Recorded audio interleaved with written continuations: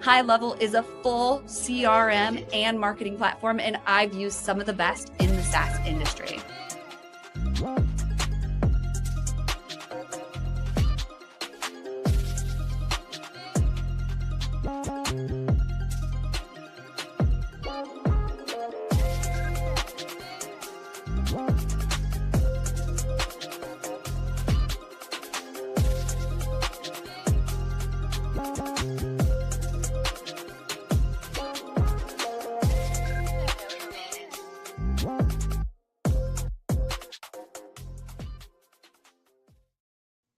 And we are live on LinkedIn, YouTube, Facebook, Twitch. We've got X rolling, Instagram, and a couple LinkedIn channels. So the guests are streaming from their channels too. Welcome to WinsDay, everyone. It is a really great night here in Ohio. What's it like where you are? Where are you all tuning in from? Put it in the comment. Let us know you're here by chatting with us tonight. We want to hear from you. This episode is all about you. So when you comment, we can put it up on the screen and you can engage in the conversation. That's why live streaming isn't going anywhere. So I want to tell you a little bit about Reveting. So WinsDay, this show is our flagship show. It's where it all began. It's been happening over 3 years, but now we're helping over 10 businesses go live on LinkedIn, YouTube, and other channels, and we're repurposing it into short form video and other marketing materials. So you start with one live stream and you turn it into a podcast, you turn it into your social posts, you train your AI on your voice. And the reason it's not going anywhere is because AI can't replicate it.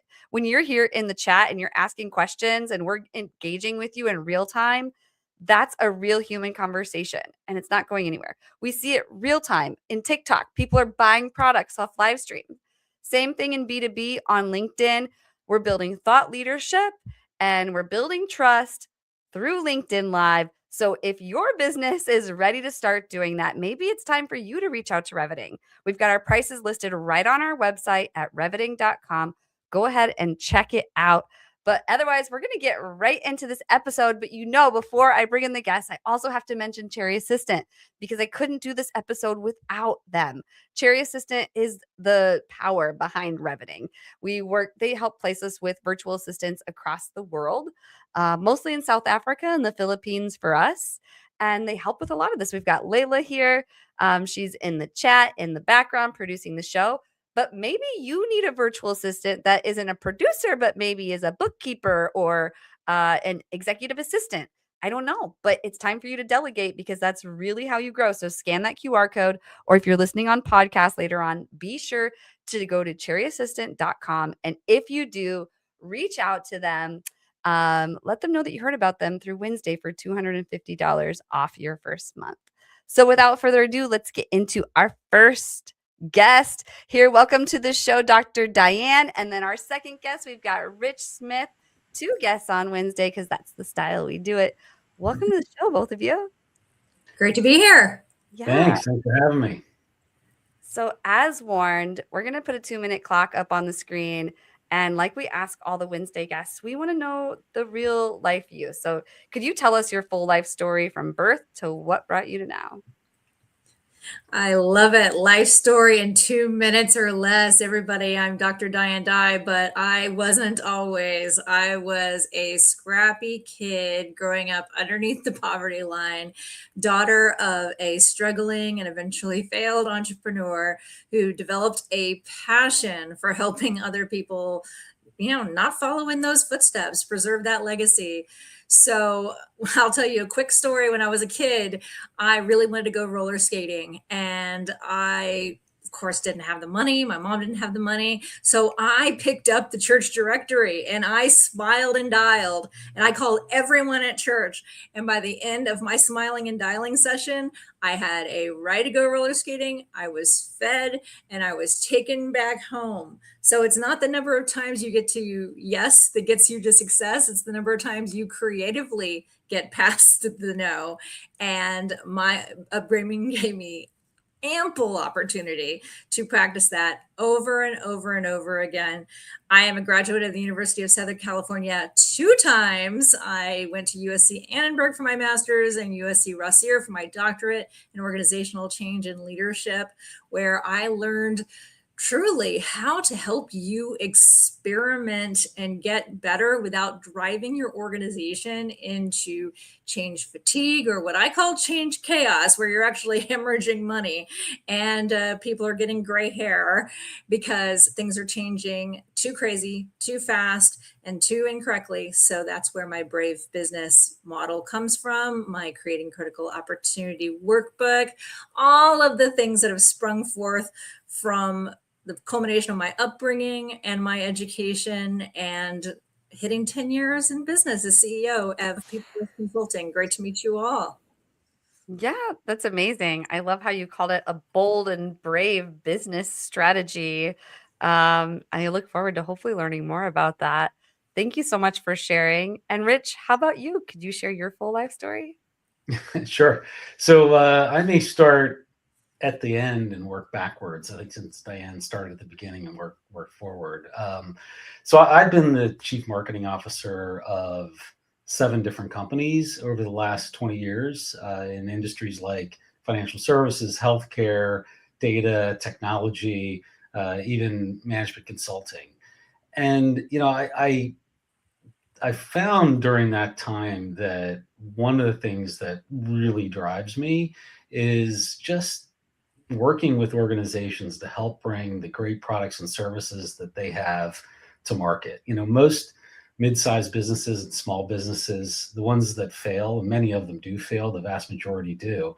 And it's not because they have a bad product or have a bad service. It's because nobody knows about them and they haven't figured out a distribution methodology to bring what they do to the world. So that's honestly one of the things that drives me to do what I do today, which is I manage a growth studio, and we work with companies of all sizes, startup to very large organizations, and we help them get on a growth trajectory. And by implementing systems that allow them to succeed and grow revenue and profits over time.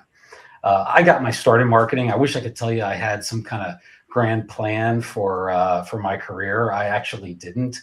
I started undergrad at Penn State. I grew up in Pittsburgh. I went to Penn State thinking I was going to be an engineer. Spent a couple years studying engineering, then worked a little bit in the field one summer, realized that wasn't for me. I didn't really know what was for me, so I went into economics and then got into marketing, and I've been there ever since. That's incredible. Well, thank you so much for sharing. And I don't know, it sounds like a really great story to me. So, yeah, I always feel, like when I'm sharing my story, well, I didn't study marketing, but like, yeah, we don't have to bring that up, or I kind of stopped. Yeah, But I only anyway, ever taken one class in marketing. well, I was from the MBA. So, yeah. so what I learned, I've learned, in the field. Totally, me too. It's the best way to learn anyway. And I mean, I feel like just growing up in capitalistic America, we all learn a little business, just like going to the store and buying things. And we learn marketing too, just like as a kid, looking at your favorite candy bar or toy and you're picking it out. You learn why, right? Yeah, I fell in love with marketing early in my career and made a career out of it until I was tired of marketing to people outside of the company. So I started marketing to people inside the company, and that felt better. Mm. I was just talking to my team about that today. I'm like, some companies, they have a whole team dedicated just to internal marketing. We're always focused. Well, we are helping other businesses market, that we're usually thinking about their marketing. And it's hard to sometimes think about our own marketing, let alone internal marketing. But yeah, I'm glad you mentioned that. Yeah. Hopefully And the team's listening. Yeah, go can ahead. I add, as a CMO, that's one of my primary responsibilities. Yes, I had to be looking at the outside of the organization to see where trends were going and, help the company move to meet those trends. But in Mhm. order to be successful, you've got to market internally, right? Your entire internal team needs to understand and actually not just understand, but also be bought in to your brand message and your brand promise. and the purpose behind your company, or purpose, vision, mission, whatever you want to call it. And if you don't do that, you're just not going to succeed. Mm-hmm. Yeah, it's 100% correct. Would love to hear what the audience thinks about this. We've got AP in the audience. I saw Nina. I saw David. I saw who else is out there. Put a comment in there. Let us know where you're tuning in from. And what do you think about all this? When did you all like first, I don't know, experience marketing? Or like when did you first realize that you were being marketed to? And I don't know, what marketing lessons have you all had? Maybe some of you have marketing degrees, maybe not. Or sales, because we're going to be getting into sales. So our first topic for tonight is exploring sales experimentation strategies.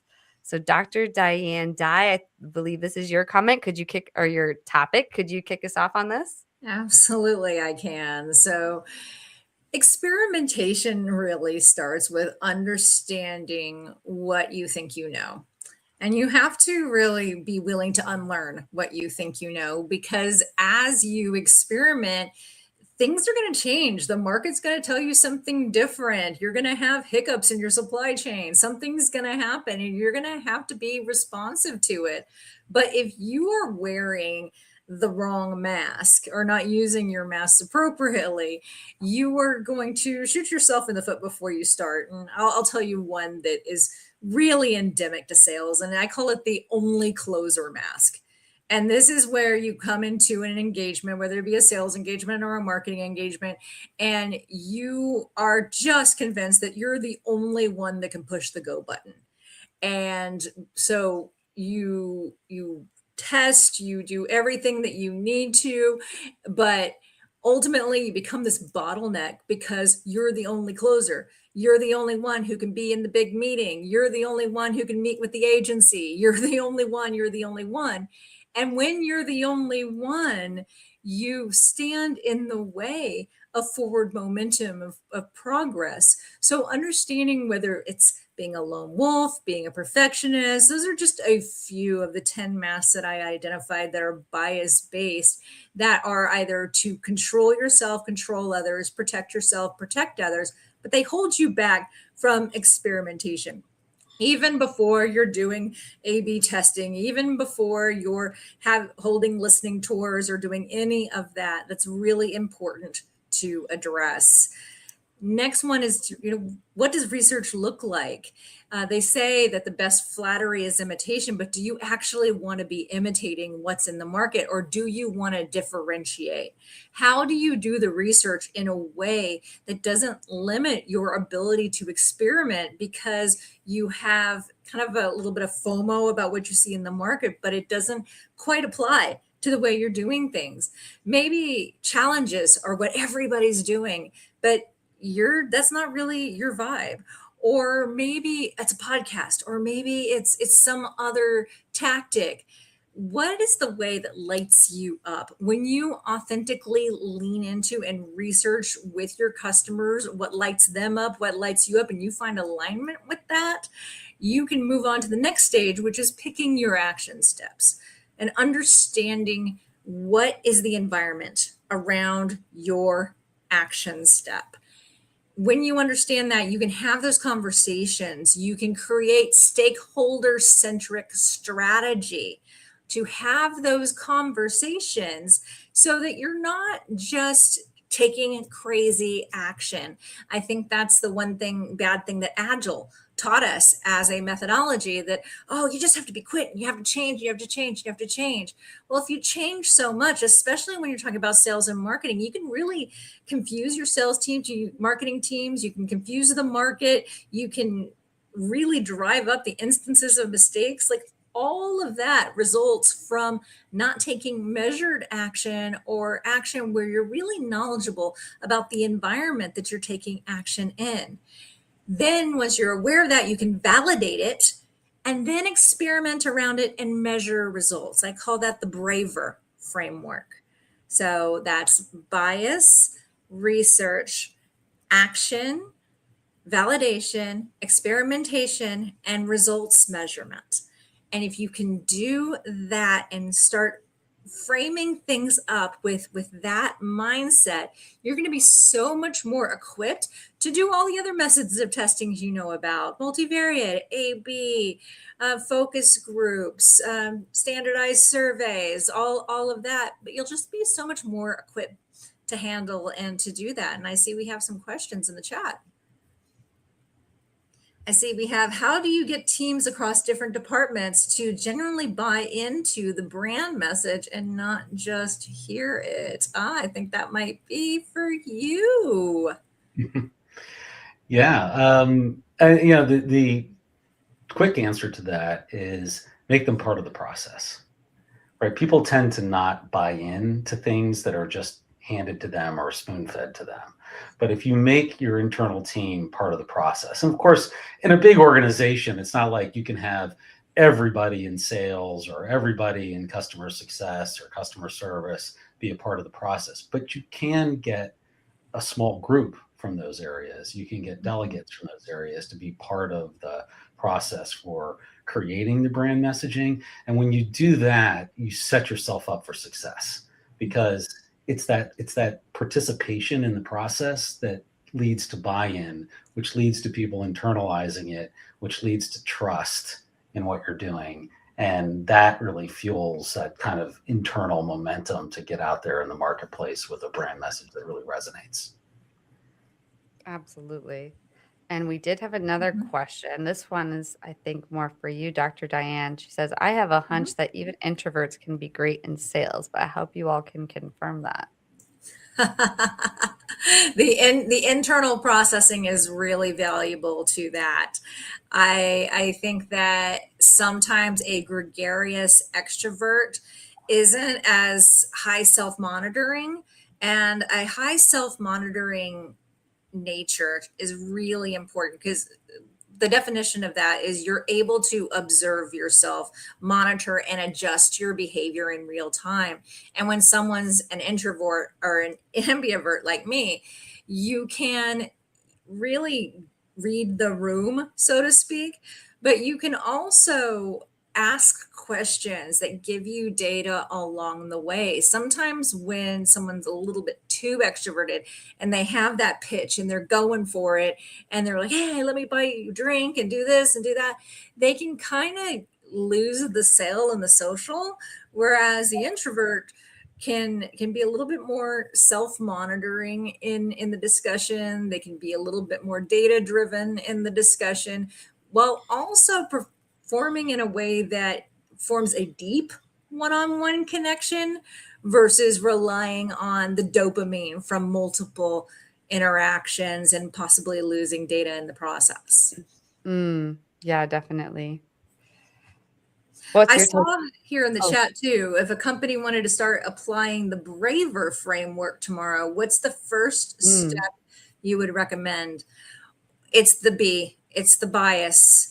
Before you start anything, you have to look at your intrinsic biases, the things that you may not be aware that you actually are biased to. And the way you can figure those out is by looking at the patterns of your decisions in the past. You can generally tell from past performance what present performance is going to be.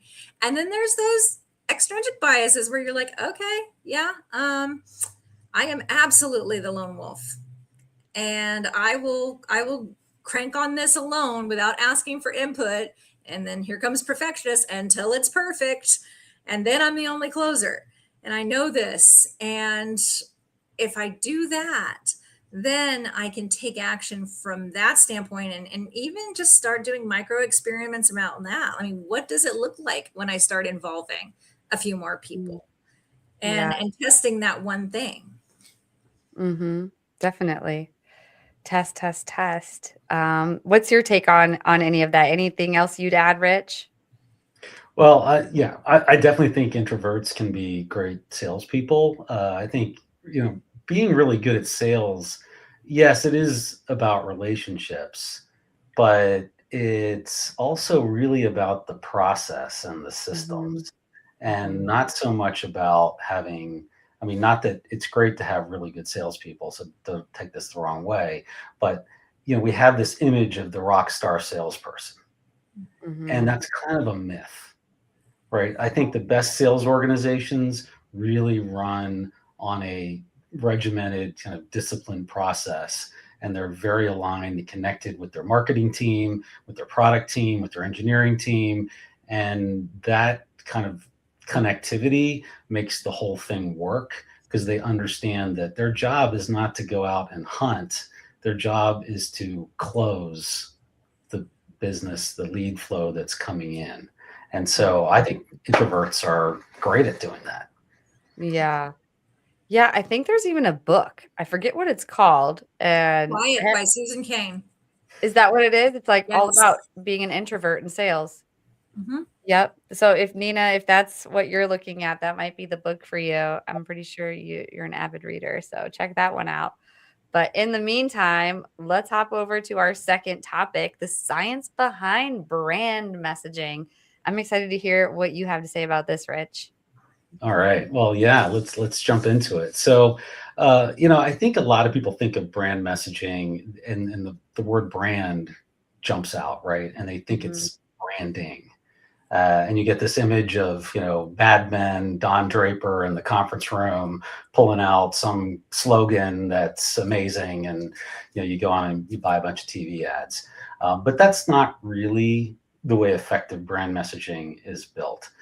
Ultimately, what you're trying to do when you create your brand message is you're trying to accomplish a few things: differentiate yourself from your competition, but mainly deliver your message in a way that your target audience will be aware of it and will identify with it. And here's how you make that happen. So I don't know if you guys have studied behavioral economics or not, or behavioral science, but there's a great book out there called Thinking Fast and Slow. It was written by a Nobel Prize-winning economist, Daniel Kahneman, published 2007. He's really the grandfather or godfather, if you will, of the whole field of behavioral economics, which is less than 20 years old. But what he really identified through his research, which was done over 30, 40 years, was that we really almost have kind of two systems in our brains, two brains, if you will. There's system 1 and system 2 is what he called them. And I'm just going to steal from that shamelessly. But system 1 is the older, the ancient part of your brain. Some refer to it as your primal brain. It's the automatic system that makes a lot of our decisions. It controls your breathing and your heart and your brain and your motion. It controls your reactions. When somebody throws a ball at you, you immediately reach up and grab it without thinking. Okay, well, that's system 1 that's doing that. And then system 2 is kind of your prefrontal cortex, right? Or what we think of as our cells. When we think in our brains, we're using our system 2. The reality is that 95% of our decisions are made by system 1, not system 2. And again, system 1 is the kind of primal system that was built for survival. And when Kahneman and others have studied this closely, what they find is that there are something like 188 different cognitive biases that are created by this difference between system 1 and system 2. And when you construct your brand messaging, you have to understand that 95% of your target audience's decisions are being made by their system 1, not their system 2. Ultimately, what this means for brand messaging is that, we have to start with emotion, because emotion is what drives that system 1, right? System 1 is always looking for novelty, looking for things that are going to help with survival, danger, right? And so our decision-making process tends to be, we make an emotional decision, and then we rationalize it with logic later. So the job of a funnel, if you will, is you start out with brand messaging that wins the hearts, and then you get to the messaging that wins the mind and gives them a rational reason to make that purchase. So when you're constructing brand messaging, you can go do research with your target audience, and they will likely tell you things that they like, want, or need. And it's not that those are unimportant, But what you really have to do is drill through that and hear what they're not telling you. What are the pains? What are the fears that are driving what they like, want, and need? Because it's pain and fear that gets the attention of system one. So if you can develop your messaging in a way that delivers right to that pain or that fear, you can explain how your product or service is the best solution to relieve them of that fear and that pain. That's when you have an effective brand messaging platform. Yeah. People forget about pain marketing, I feel like, a lot. It's real. Having them feel, we need them to feel their pain. We can't save them from their pain. Yeah, Even and if we have a you really desire, we're moving away from the pain. So it's still the pain because I'm like, I want that because if I don't have that, there's this pain right there that's like nipping at my back. Yeah. Yeah. Yeah, that's why, lists of features Nah. doesn't work. No. Don't lead with lots of features, lots of about you. It's not about you, it's about your customer, right? I Right. often tell clients, go out to your website and count the number of times you say we, our, or your brand name. Yeah. And who is your website really for? Is it for you or is it for your customer, right? So you got to flip it around and put all of that language into the language of you, your, not we, our, because it's really about the customer. It's about them, what they're experiencing, and what you can do for them. They don't care about your features. They don't care about your benefits. They don't care about your company, honestly. They really don't. They really don't. No. What's in it for them, right? Themselves. Yeah. We're all consumers too. So we get it at some level, right? Like we're all consumers as well as marketers and salespeople, and it's all about us, right? We're the center of our own universe, and if you're not speaking to people in that way with your brand messaging, you're not gonna cut through the noise. And there's a lot of noise today. It's true, 100%. What would be your actionable advice to any marketers or wannabe marketers listening? Who want to try to implement paid marketing in their strategy. I know one thing I always recommend to the team, which I just brought it up earlier this week, or maybe it was last week, is reminding them of like the old school infomercials. Like, did you fall and you can't get up? Or like, like they lead with these pain questions and it's like, yes. Or like, do you spend all day chopping your vegetables? Like, man, wouldn't it be nice if you could just have sliced veggies to throw in the skillet? Try the little like cruncher thing, whatever it is, and then they like pop it. I always think of those old school infomercials. Obviously, we don't want to be cheesy like that, but I mean, it's sort of the idea that I'm able to share to help people grasp it. How would you help explain, like, what tactics do you use or what messaging do you use to get people to feel their pain? Yeah, well, I mean, we could probably rattle off 50 different slogans that we all remember, and they're all the ones that last this test of time. Typically are dealing with some kind of pain resolution, right? Don't leave home without it. Okay. If you remember those American Express commercials and that tagline, it was all about the fear of being stuck when you're traveling and not having a payment mechanism to get you back home. Right. And again, we could go on and on about that. But I think if you're trying to do this and trying to get into thinking about your brand messaging and how to use pains and fears to help inform what you're doing, it really starts with taking the time to think through who is your target buyer. And let's say you're in the B2B world. So you're in the B2B world, who is your target buyer? So what industry, what role, what title, how long have they been in that role, right? Try to really understand who is the person who's making the buying decision. And in some cases, you'll have multiple roles that are involved, and that's okay. But start with that. And then you have to try to get into their heads and think about, well, what is it that they're really bothered about or afraid of? If you're selling let's say, well, people don't use these that much anymore, but you probably remember the days when you had a projector that you would take to a sales meeting, right? Projector was like this big brick thing, big and heavy. Well, that was painful to carry around, right? So just if you were marketing a new projector, which is smaller, easier to transport, you could go on and on about all the features and the resolution and the lumens and all that stuff, right? And it's just going to go right over your target customer's head. Or you could just basically say, hey, you could carry this big brick, or you could carry this tiny deck of cards, and they do the same thing. Which would you rather do?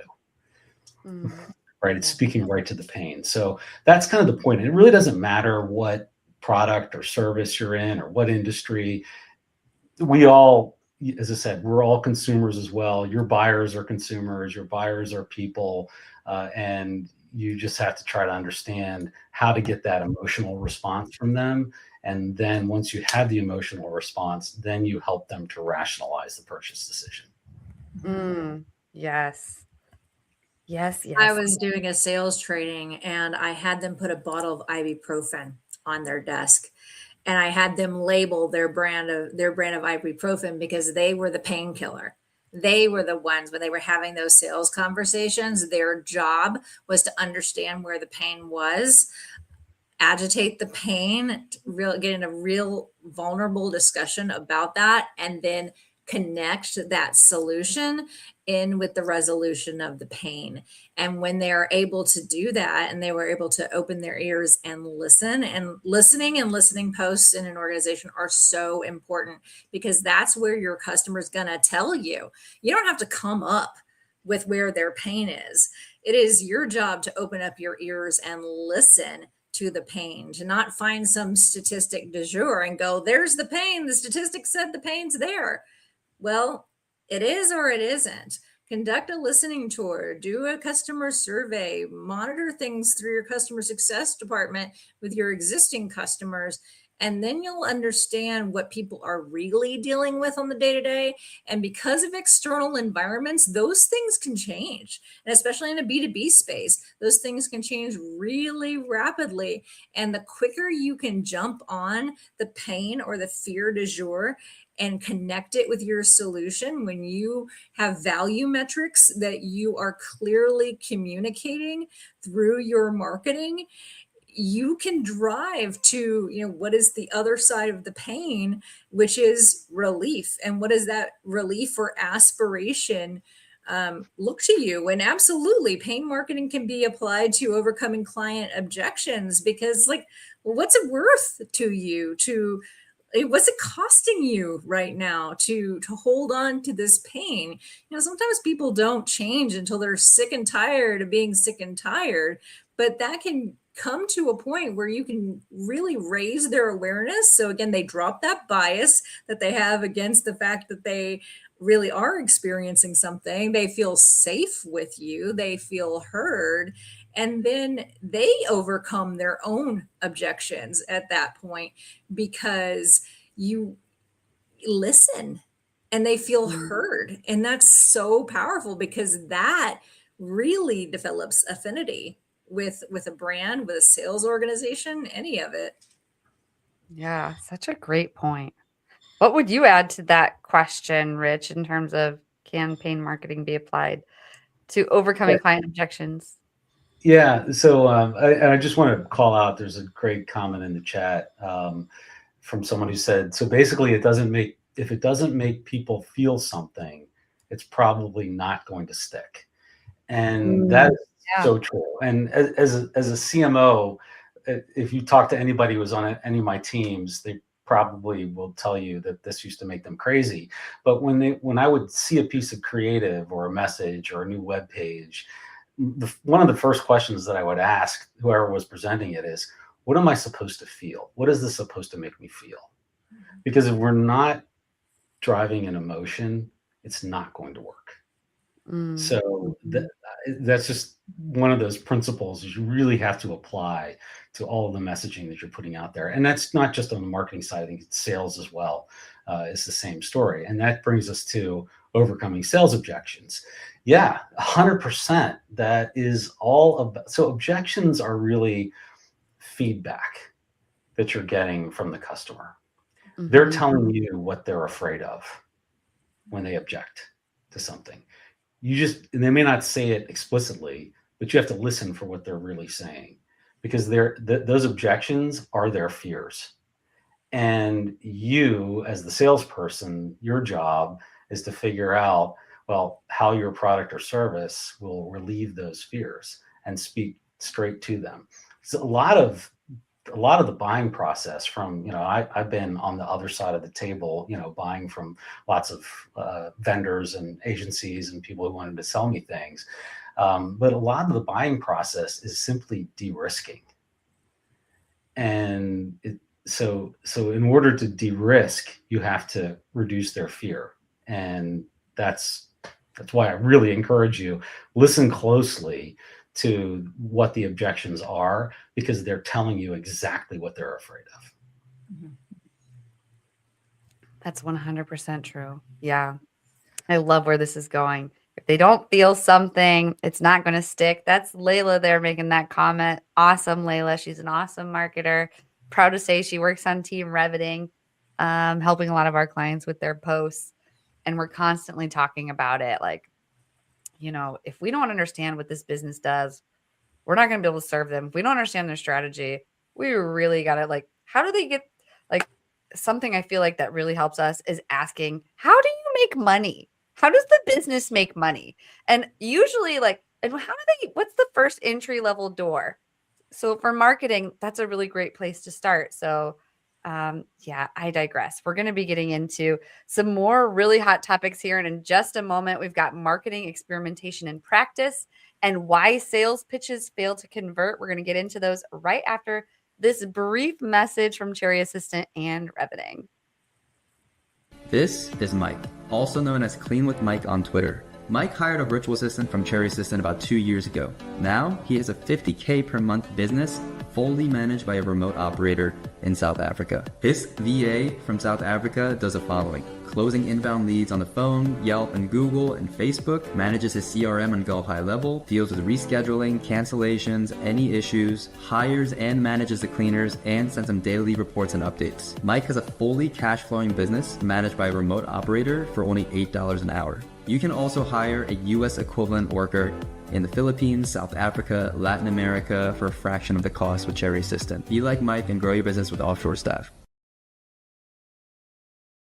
If you're listening on podcast right now, we're showing a menu of services that they offer, including but not limited to lead generation, CRM management, prospecting assistance, sales presentation preparation, data entry and cleanup, customer support, project management, and so much more.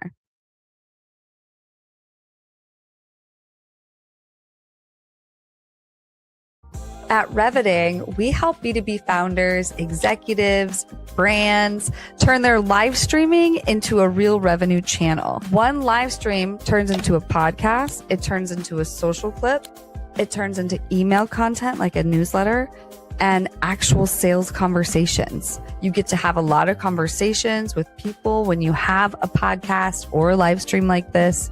And if you want to be known, trusted, and remembered in your industry, without being online 24/7, worrying about your posting, this is what we do. Just head on over to reveting.com and let's build your show. I want to give a quick testimonial for the Reveting team and Jessie. I was really nervous about doing lives. And so thanks to Jessie and her team, I've now been doing them for, I think, 7 or 8 months now. The other thing is they very much have helped me increase my reach and online presence. So thank you, Reveting and Jessie. One of the problems that we struggle with is getting our brand out there. What Jessie and her team have been able to do for us is to take advantage of LinkedIn and the idea of going live on LinkedIn and using that platform to its fullest extent through the way they're able to take the live event and break it down into bite-sized posts. Your team shows up very organized. They were able to take what was limited in terms of how our brand shows up,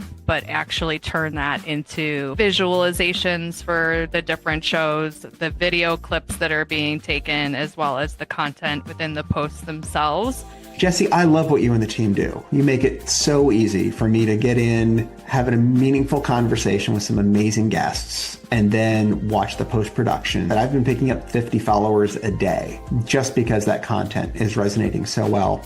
And I've had a number of people reach out to me who want to be guests on the show. So it's working across a lot of different channels for me, and I can't thank you enough.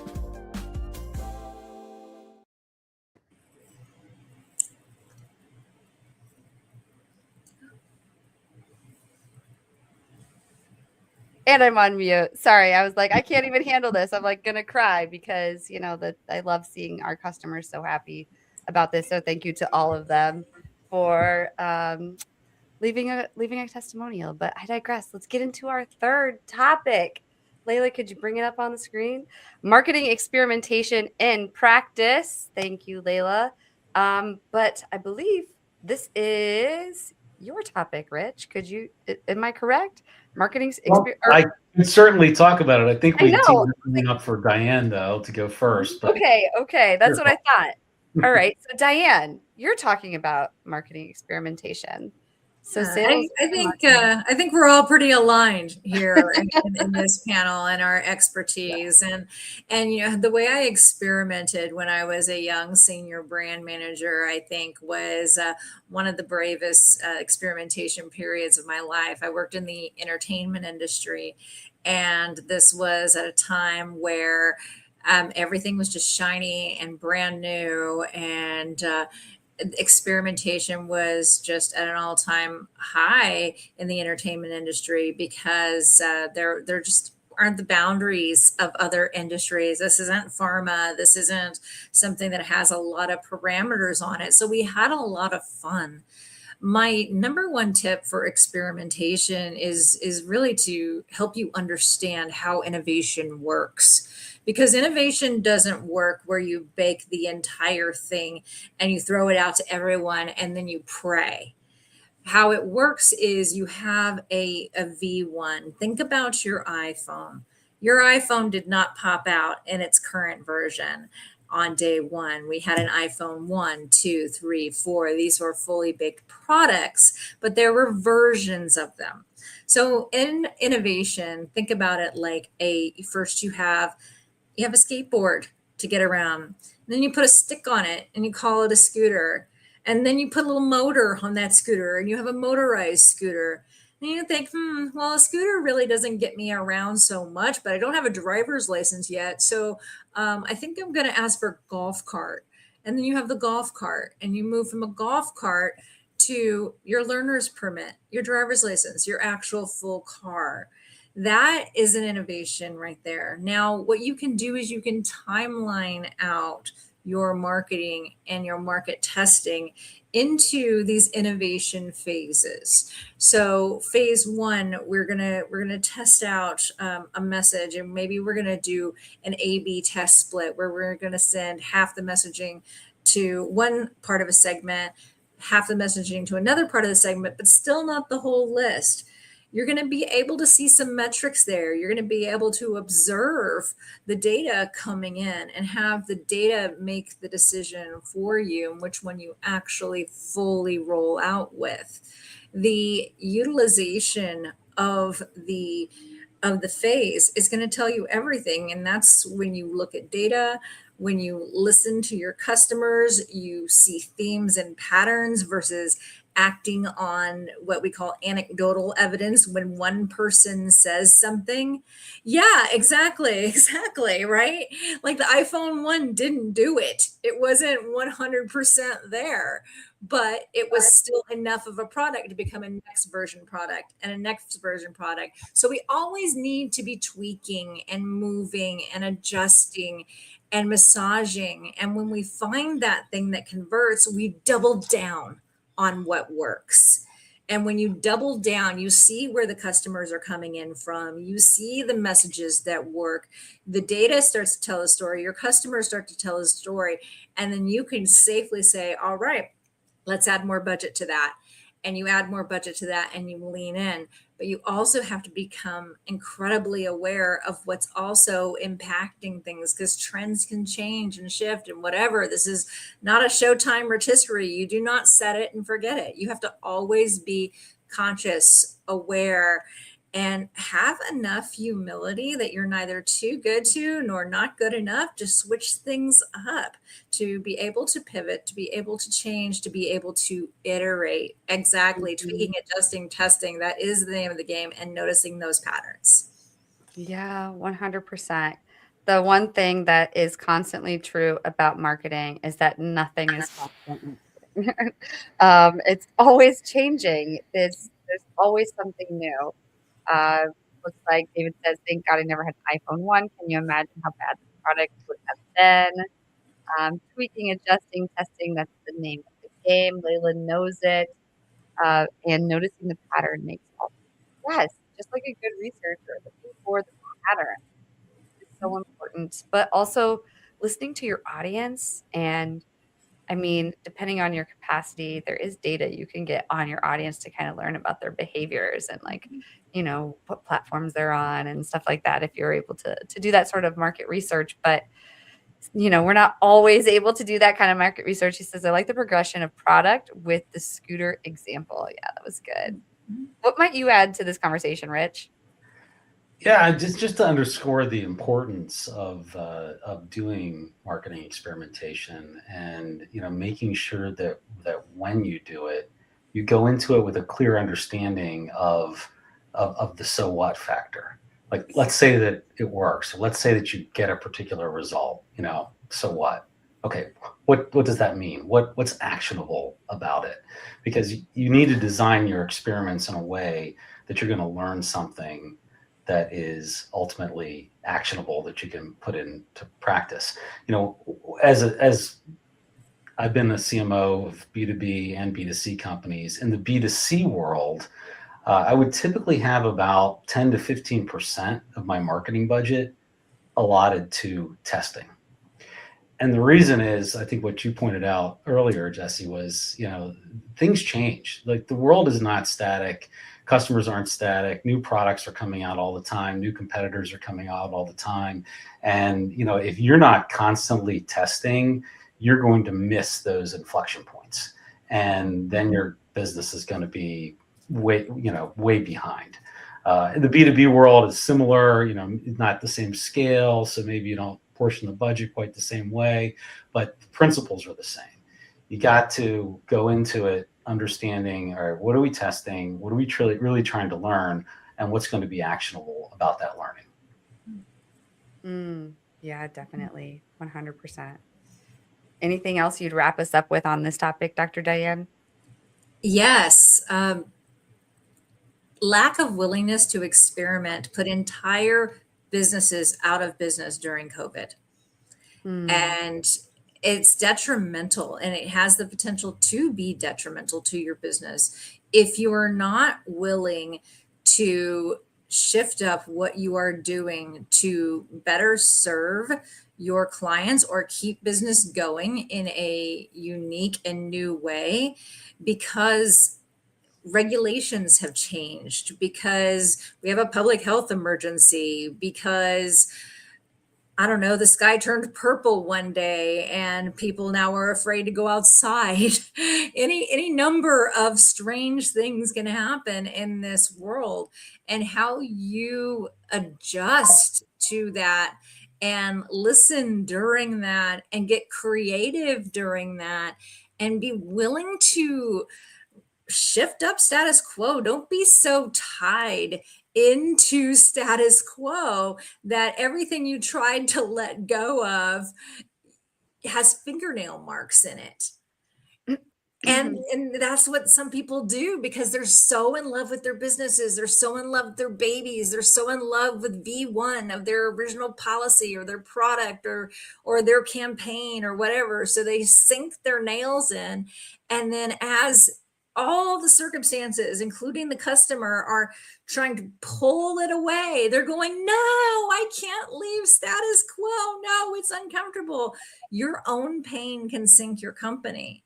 So you need to open your ears and open your heart and open your ability to be brave and do something different. Yeah, try something new. Absolutely.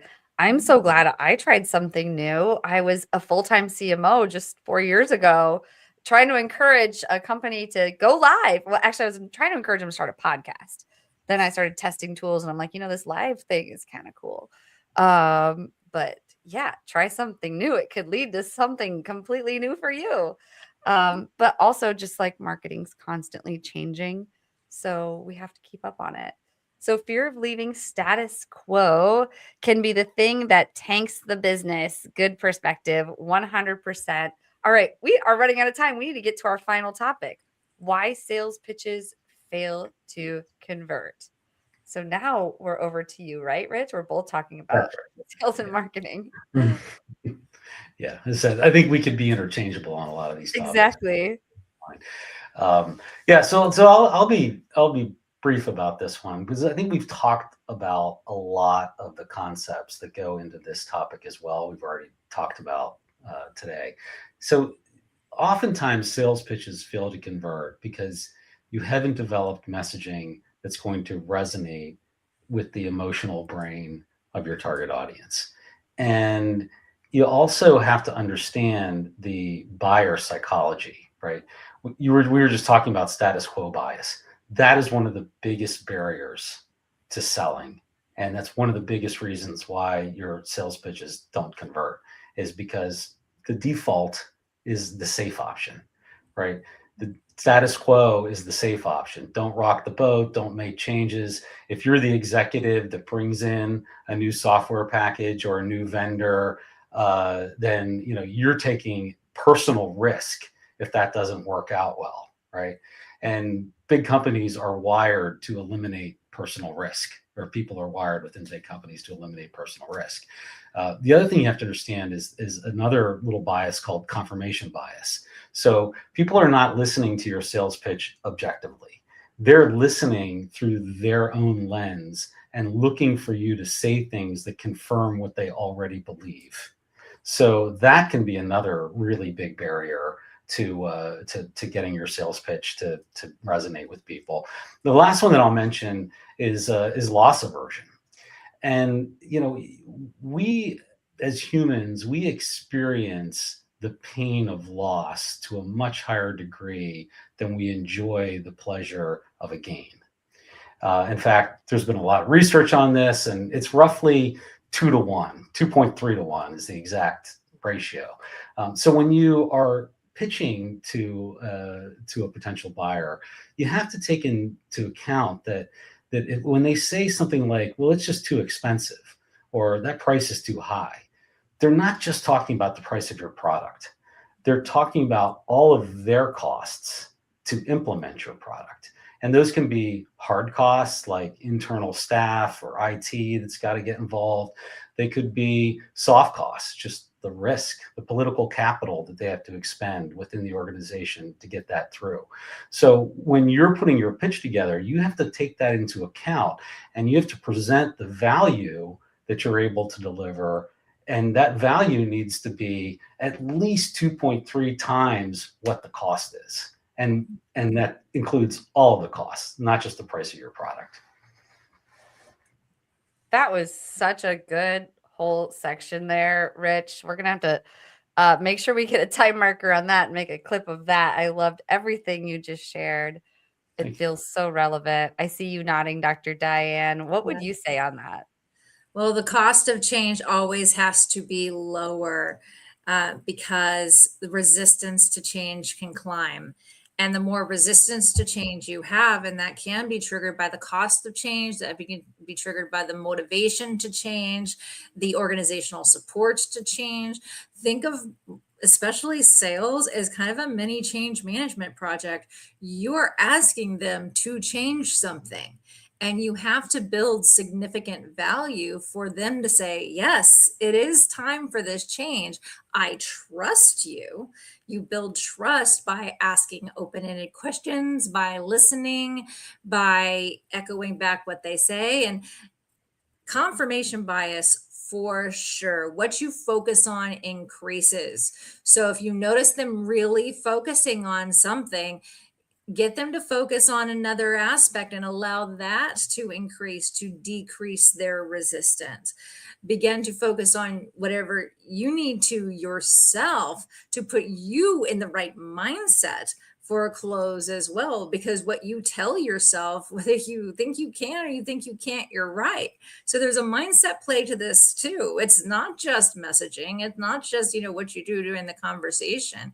It's also what you think about the conversation that you're even having and how you can connect from an emotional standpoint and a mindset standpoint with that customer to come into parity, to come into alignment.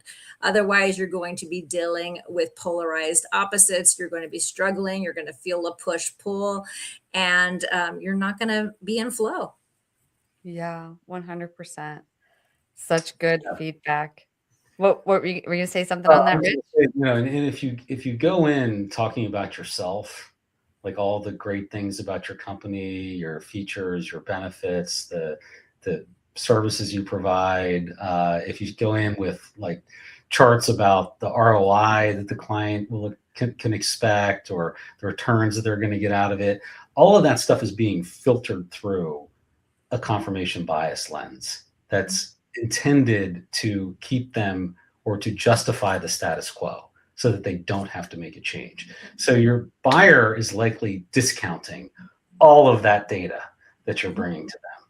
So if you're not leading with going back full circle to where we started the conversation, if you're not leading with the pain, the fear, those things that you resolve, you're never going to get to the point where you can make an ROI argument.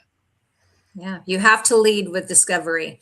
If you do not lead with discovery, there's an automatic assumption of you're just here to sell me. You don't care about me. I'm just a number. But when you lead with discovery, you lead with questions and connection, you increase those chances that you're going to get trust and you're going to be able to accelerate the conversation where they'll trust you enough to even tell you what the real pain is. Until then, they're masked up.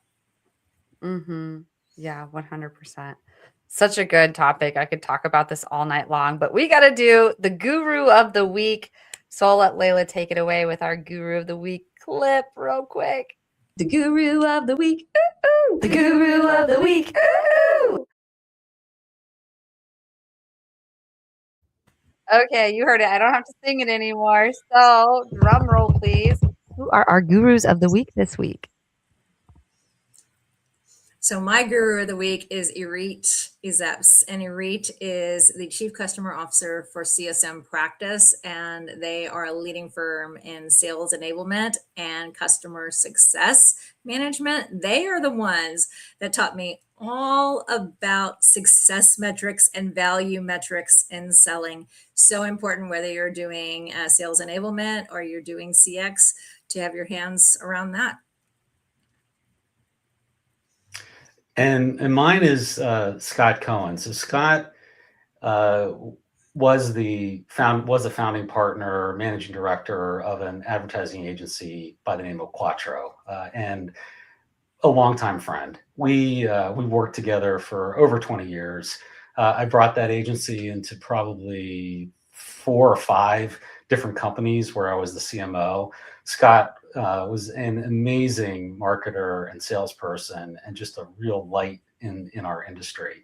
Unfortunately, we lost Scott a couple of weeks ago, passed away suddenly. And so I just wanted to bring him up today to just pay a little tribute to one of the most amazing people that I've ever run into in this field and a very, very good friend. Well, thank you so much for sharing both of those. I mean, they sound like incredible leaders. And yeah, well, thank you very much. I appreciate, well, that was a very heartfelt guru of the week segment. So I didn't mean thank to bring it down, but you didn't. No, sorry for your loss. I think he's a really important person and Yeah. great agency. I recommend that people check them out. I love that. Let's celebrate him. Sounds like he was a great businessman. So thank you so much for sharing. I love that. A great tribute. So thank you so much for sharing your guru of the week. And before we wrap up, could you both just tell us a little bit more about yourself? We want to know more about who you serve, how you serve them, and if they could be served by you, how do they reach you? Right. So for me, I am the founder and CEO of People Risk Consulting. I help founders, CEOs, C-level executives experiment so that they don't throw their organizations into change fatigue, or what I call change chaos. And if you want to work with me, or possibly even be on my masterclass, which is also live, called Brave Business, go to www.peopleriskconsulting.com. I'm also an open networker on LinkedIn, so please connect with me there, Dr. Diane Dye. Drop me a DM and tell me that you saw me on Reviting. Awesome. Thank you for sharing that. And how about you, Rich? Sure thing. So I'm the founder of the Rich M. Smith Growth Studio. I also am a keynote speaker, a angel investor, and host of the Revenue Science podcast, where we mainly speak to CEOs. We have CEOs as guests who talk about how they've scaled their companies and how they implement revenue systems to drive growth. Easiest way to get in touch with me is to go to my website. It's richmsmith.com. Really easy name to remember, probably one of the more generic names out there. And you can also find me on LinkedIn and other social networks. Awesome. Beautiful. Well, it was truly an honor to speak with both of you today. Thank you so much for coming on the show. I really appreciate you spending the last hour with us. And, we're only a few minutes after, but want to just share with people real quick. Next week, we've got another awesome episode planned with Michelle Hamilton and Ivan Borovikov. I hope I'm saying that right, but we will find out next week. So until then, thank you again, Dr. Diane Dye and Rich Smith, for joining. Everyone, make sure you go follow them, connect, send a message. Make sure you tell them that you saw them on tonight's show. Other than that, I'll see everyone next week. Bye.